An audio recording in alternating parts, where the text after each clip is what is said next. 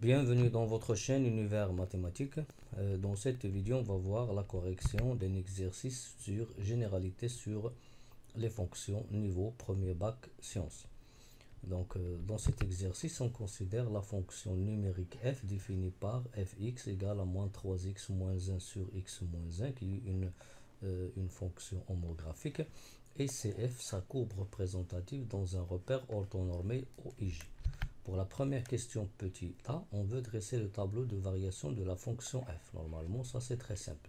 Puisque la fonction f c'est une fonction homographique, on va déterminer son domaine. Donc si on considère x un élément du domaine,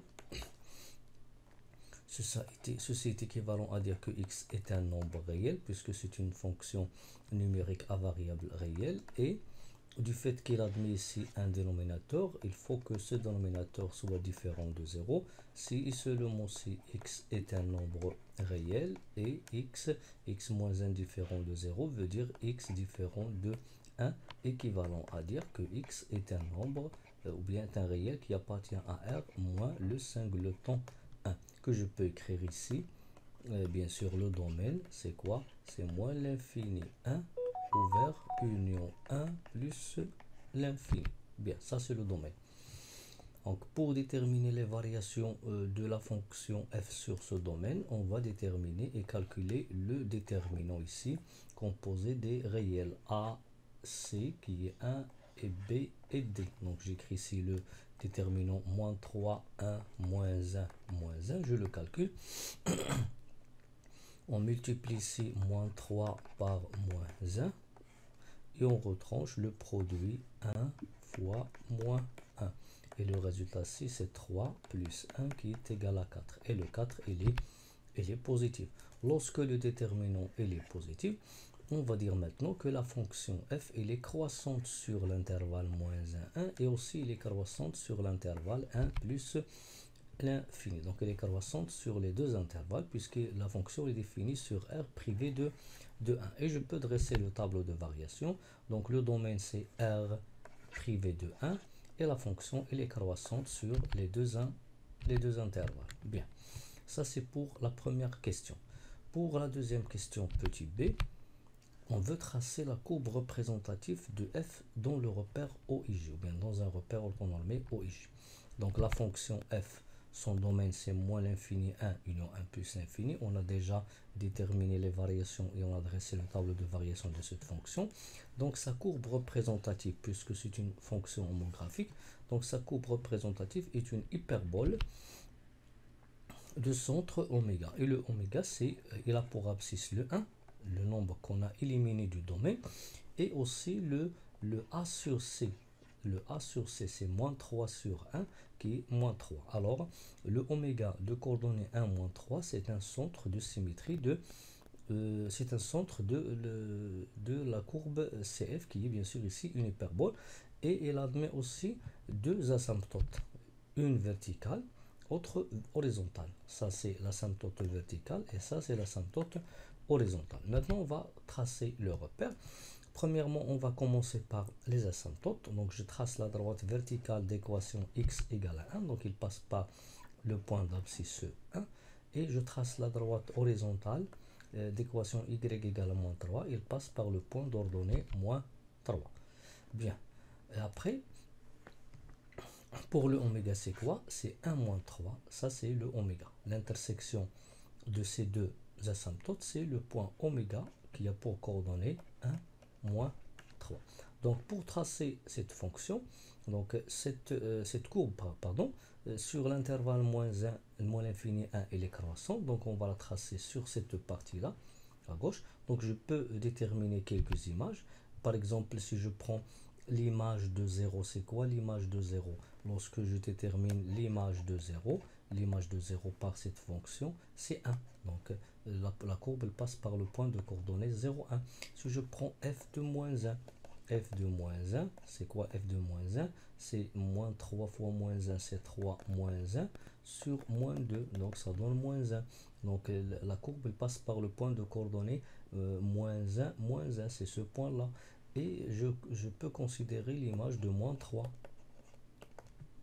L'image de moins 3, c'est 8 sur moins 4, qui est égal à moins 2. Donc il passe par le point de coordonnées moins 3, moins 2.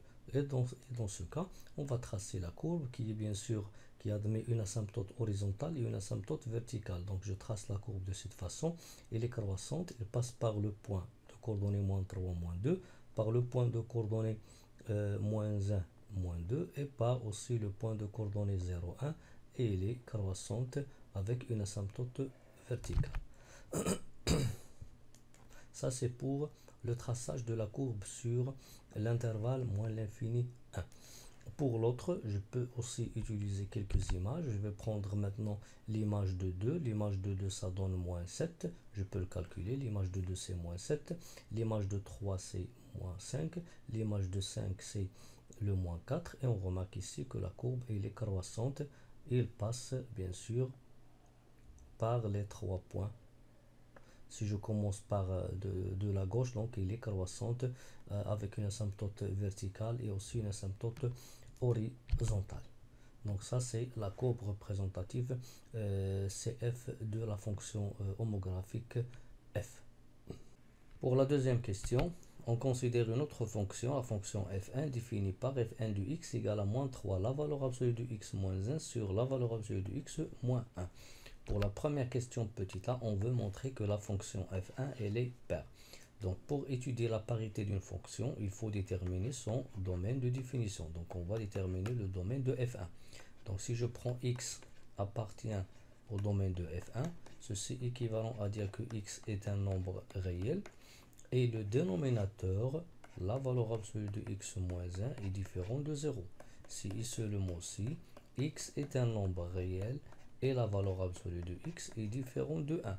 Si ici le mot-ci, x est un nombre réel et donc on sait que la valeur absolue de x égale à 1, ceci est équivalent à dire que x est égal soit à 1 ou x est égal à moins 1. Donc cette équation, il admet deux solutions. La valeur absolue de x différente de 1, c'est la négation de cette proposition. Donc la négation de celle-là, on va prendre ici x différent de 1 et x différent de moins 1. Si et seulement si x est un élément de l'ensemble R privé de deux éléments moins 1 et 1 que je peux l'écrire, domaine de f1 est égal à moins l'infini moins 1 ouvert union moins 1 1 ouvert union 1 plus l'infini ouvert. Bien, donc le domaine c'est ça. Après, pour montrer que une fonction est paire ou impaire, il faut vérifier que quel que soit x un élément du domaine de f, hein, on a l'opposé, il appartient au domaine de f1. Ceci, on peut le remarquer du fait que ce domaine-là, il est symétrique par rapport à 0. Donc, si je prends maintenant x un élément du domaine de f1, alors on a trois cas. Soit x il appartient à moins l'infini moins 1, ou bien x appartient à moins 1, 1, ou bien x appartient à 1 plus l'infini. Dans ce cas, si x il appartient à moins l'infini moins 1, alors x il est inférieur strictement à moins 1, son opposé moins x il est supérieur à 1, ceci implique que moins x il appartient à 1 plus l'infini. C'est-à-dire ici que si je prends x qui appartient à cet intervalle, son opposé, il appartient à l'autre intervalle. Ceci implique bien sûr que moins x est un élément du domaine de f1. Donc on a considéré x un élément de cet intervalle et on a du domaine, donc on a trouvé que l'opposé, il appartient aussi au domaine. Si x appartient à moins 1, 1, alors x il est compris entre moins 1 et 1. Ceci implique que l'opposé de x il est aussi compris entre moins 1 et 1. Ceci implique que moins x il appartient à l'intervalle moins 1, 1 qui est un intervalle dans le domaine. Donc moins x il appartient au domaine de f1. Si je prends x un élément de 1 plus l'infini, alors x il est supérieur à 1. Son opposé moins x il est inférieur à moins 1. Ceci implique que moins x est un élément de moins l'infini moins 1 qui est un intervalle ou bien une partie du domaine. Donc moins x est un élément du domaine de f1. Ce qu'on remarque ici, c'est qu'on a considéré x un élément du domaine de f1. On a trouvé que le moins x, l'opposé de x, est un élément du domaine de f1. Donc je peux dire ici que quel que soit x un élément du domaine de f1, l'opposé il appartient au domaine. Maintenant, on va vérifier qu'il est pair. Donc on va considérer x un élément du domaine de f1 et on va calculer f de moins x. Donc f de moins x, donc il faut, pour montrer qu'il est pair, il faut trouver que f de moins x est égal à f de x. Donc f de moins x c'est quoi? Donc j'utilise la fonction, donc c'est moins 3 la valeur absolue de moins x moins 1 sur la valeur absolue de moins x moins 1. Donc ici on a la valeur absolue de moins x, donc il faut faire attention, la valeur absolue de moins x il est différent de x, puisque x on ne le connaît pas, est-ce qu'il est positif ou négatif. Mais ce qu'on va faire ici, c'est que la valeur absolue de moins x elle est égale à la valeur absolue de x. Donc je change ces deux valeurs absolues, donc on obtient moins 3 la valeur absolue de x moins 1 sur la valeur absolue de x moins 1, et cette fonction c'est la fonction f de x, d'où la fonction f1 est une fonction paire. Donc c'est une fonction paire. Pour la question petit b, on veut étudier les variations de la courbe CF1 dans les quatre intervalles 0, 1, 1 plus l'infini, moins 1, 0, moins l'infini, moins 1. Premièrement, qu'est-ce qu'on va utiliser? On va utiliser le fait que f1 elle est paire, et du fait qu'on va utiliser aussi les variations de f. Pourquoi? Parce que on remarque ici que sur 0, 1, puisqu'il contient les réels positifs, et sur 1 plus l'infini, les réels positifs, alors dans ce cas, x elle est positive et aussi x elle est positive.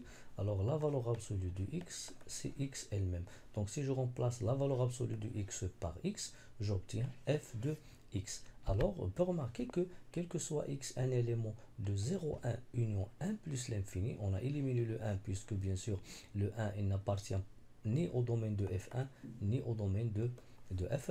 Alors dans ce cas, f1 de x égale à f de x. Pourquoi? Parce que f1 de x, c'est quoi? C'est moins 3 la valeur absolue de x moins 1 sur la valeur absolue de x moins 1. Et puisque x ici il est positif sur ces deux intervalles, alors je remplace la valeur absolue de x par x et j'obtiens moins 3x moins 1 sur x moins 1 qui est f de x. Donc ces deux fonctions sont égaux sur l'intervalle, sur l'union 0, 1, 1 plus l'infini. Bien. Et puisque f1 de x est égal à f de x, donc on va utiliser maintenant les variations pour bien sûr déterminer les variations de f1 sur ces deux intervalles. On va utiliser la variation de f. On a déjà dressé le tableau de variation de la fonction f. Bien. Donc je commence par f sur l'intervalle 0,1. Comment elle est f sur l'intervalle 0,1? Sur 0,1, la fonction f elle est croissante. Donc la fonction f elle est croissante sur 0,1. Et puisque f1 de x est égal à f de x sur l'intervalle 0,1, alors les deux fonctions, puisque sont les mêmes, alors ils ont la même variation. Alors la fonction f1 est croissante sur 0,1. De la même manière, sur 1 plus l'infini, sur 1 plus l'infini, la fonction f elle est croissante, donc la fonction f elle est croissante sur 1 plus l'infini, et les deux fonctions sont égaux, donc sur 1 plus l'infini bien sûr, alors ils ont la même variation, donc la fonction f1 est croissante sur 1 plus l'infini. Maintenant on a déterminé les variations de f1 sur les deux intervalles 0, 1 et 1 plus l'infini. Maintenant, comment on va déterminer les variations sur les deux autres intervalles? Maintenant, on va utiliser le fait que la fonction f1 elle est paire. Donc, on va commencer par le fait que la fonction f1 elle est croissante sur 0, 1. Et la fonction f1, on a déjà montré qu'elle est paire. Donc, lorsqu'une fonction est paire, alors d'après le cours, on a vu qu'une fonction c'est les paires, alors la courbe elle est symétrique par rapport à l'axe des ordonnées. Ça veut dire que les monotonies sont distinctes, sont opposées, sont différentes.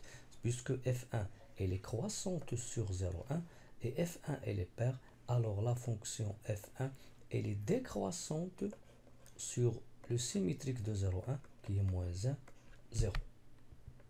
Donc si la fonction elle est impaire, ils ont la même variation. Et si la fonction elle est paire, ils ont les variations différentes.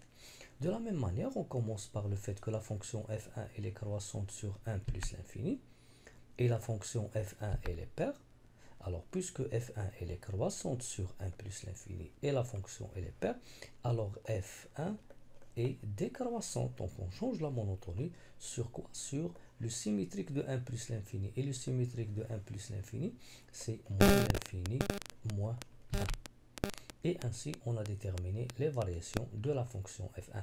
Donc f1, elle est croissante sur 0,1, croissante sur 1 plus l'infini, décroissante sur moins 1, 0 et décroissante sur moins l'infini, moins 1. Et après, je peux dresser le tableau de variation de la fonction f1. Donc le tableau, le domaine de f1, on a déjà traité, c'est r privé de moins 1 et de 1. Donc j'élimine le 1 et le moins 1. Donc sur 0,1, la fonction elle est croissante. Donc j'ajoute le 0, la fonction elle est croissante. Sur 1 plus l'infini, elle est aussi croissante. On remarque ici, pour bien comprendre ce qu'on a fait, la fonction f1 elle est paire. Lorsqu'elle est paire, alors elle est symétrique par rapport à l'axe des ordonnées. Ce qu'on remarque ici, c'est que les monotonies vont être opposées ou bien changées. Donc sur moins 1, 0, elle est décroissante. C'est ça la réponse correcte. Et sur moins l'infini, moins 1, la fonction elle est décroissante aussi. Et ça, c'est le tableau de variation de la fonction f1. Pour la question petit c, on veut tracer la courbe cf1 qui est la courbe représentative de la fonction f1 dans le même repère orthonormé OIJ. Donc on a déjà déterminé les variations de la fonction f1, ça c'est son tableau de variation.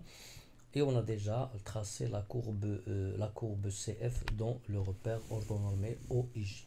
Donc premièrement, ce qu'on remarque ici, ce qu'on a fait avant, on a déjà dit que quel que soit x, un élément de 0, 1, union 1 plus l'infini, donc sur ces deux intervalles, la fonction f1 de x, c'est elle-même la fonction f de x. Ça veut dire que la courbe CF1, c'est la même que la courbe CF dans l'intervalle 0,1 et dans l'intervalle 1 plus l'infini.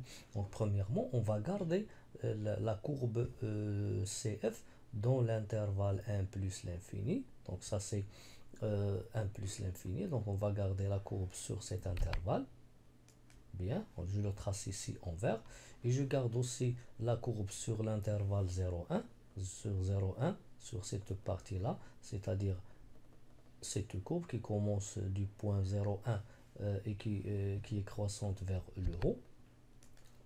Donc ce que j'ai tracé ici en vert, ça représente quoi? Ça représente la fonction, la courbe CF dans l'intervalle 1 plus l'infini et dans l'intervalle 0,1 qui désigne bien sûr f1 de x. Donc puisque f1 de x, elle est égale à f de x sur 0,1 et aussi sur 1 plus l'infini.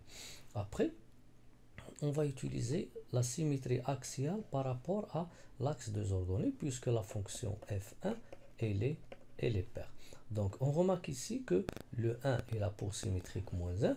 Donc puisque on a déjà tracé la droite verticale ou bien l'asymptote verticale d'équation x égale à 1, on va tracer son symétrique par rapport à l'axe des ordonnées. Donc on va tracer la droite d'équation x est égal à moins 1 qui est aussi verticale.